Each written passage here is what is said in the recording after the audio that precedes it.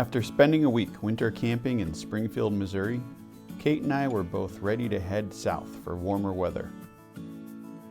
With the blue sky overhead and the sun warming our cold bones, we decided it was a good time to hit the road again.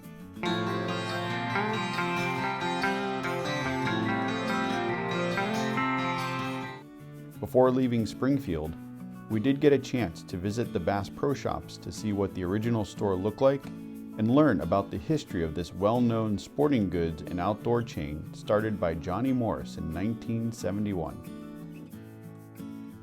With Buckingham Smokehouse right across the street, we decided to pop over and partake in some Missouri barbecue. Kate and I shared an order of burnt ends with fried okra, chicken wings with mustard barbecue sauce, and a pulled pork sandwich. We drove Highway 65 south towards Arkansas and found some snow for Kate to drive on. Since she's never driven in snow before, I thought this would be a good opportunity for her to get her feet wet. This is Kate's first time driving in snow. Easy on the gas. Okay. We're currently going uphill, so yeah. Just take it easy, be comfortable. Okay. You'll be sliding around quite a bit, so. Just go slow. Mm-hmm. Slow and steady.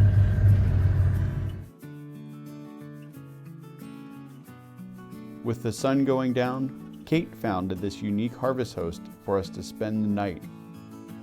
Titan Ranch is a decommissioned Titan II missile silo that GT and his family converted into a vacation rental and event space. With the amount of snow this part of Arkansas received during the recent storm, we took our time going down the stairs leading to the entrance of the missile silo.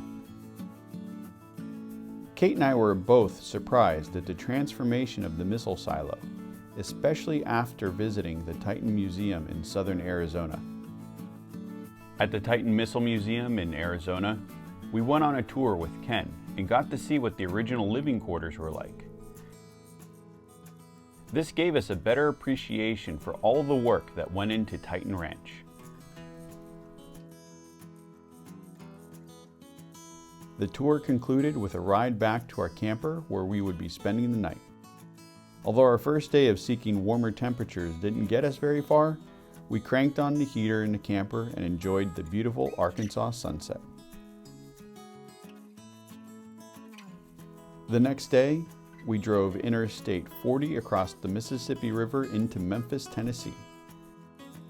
It was mostly a driving day, but we did make a stop in Little Rock, Arkansas to eat pot stickers and beef noodle soup at Threefold Noodles and Dumplings. I even managed to get some work done while Kate enjoyed her sesame balls for dessert.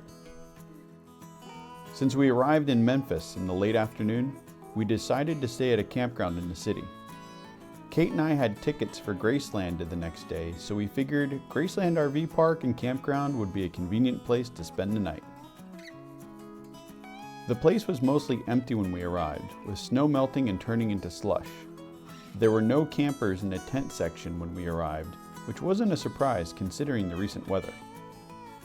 When Kate had called the campground earlier in the day, she was told that vehicles were not recommended in the tent area due to the amount of snow on the ground, but we didn't have any issues.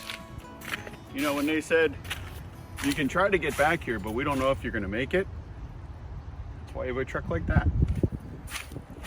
Oh, careful. Because we didn't have reservations and arrived after hours, we walked over to the office for the after hours check-in. The tent site was $25 a night, which isn't bad for a campground in the city. Plus, we were walking distance to Graceland. In addition to tent sites, the campground had cabins, full hookup RV sites, and a bathhouse with hot showers. Being an Elvis-themed campground, the road signs included Love Me Tender Boulevard and Heartbreak Lane. The next morning, we were greeted by sunshine and clear blue skies. With the sun out and the snow melting, we decided to drive over to Graceland instead of walk from the campground. Since we had camped at the campground, The camping fee included a parking pass for Graceland, which ended up saving us $15 on parking an oversized vehicle. All we had to do was show our camping pass to the parking attendant. So we were camped just on the other side of that structure, and Graceland parking is right here. So we could have walked over if we wanted to. Kate and I spent about 3 hours at Graceland, starting with a tour of the mansion that Elvis purchased for just over $100,000 in 1957. Since video is not allowed on the tour, we took quite a few photos of the mansion, including the living room, dining room, kitchen, and the jungle room, complete with green carpet from the 70s. There is quite a bit to see at the mansion, including the trophy room, which has the $1,000 down payment check Elvis wrote for Graceland, and the deed is on display. The mansion tour concluded in the meditation garden, one of Elvis's favorite places. One of my favorite exhibits at Graceland was Presley Motors. There were some neat vehicles on display and interesting quotes on the wall. I especially liked the red MGB on display. Kate enjoyed learning about Elvis's time in the military and pointing out the sign stating, "Every major branch of the military, except the U.S. Marines, made bids for his service." While neither one of us are big Elvis fans, we both really enjoyed the experience at Graceland. As we drove south to Mississippi, we rocked out to some Elvis Presley before chowing down at Memphis Barbecue Company. Our meal started with a complimentary basket of pork rinds that were absolutely irresistible. But the baby back ribs were finger-licking good and gave new meaning to the t-shirt they had for sale. I made a cup of coffee before we made the final push to Mobile, Alabama, where the forecast was high 70s and sunny all week long. After a week of winter camping in the Midwest, the warmer temps and southern hospitality was very much welcomed as we enjoyed time with our friends Eric and Tammy of Techno RV.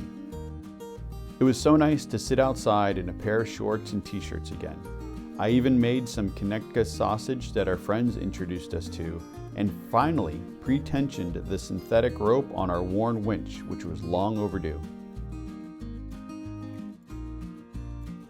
While it took us a few days to get to warmer weather, the stops and food along the way were well worth it.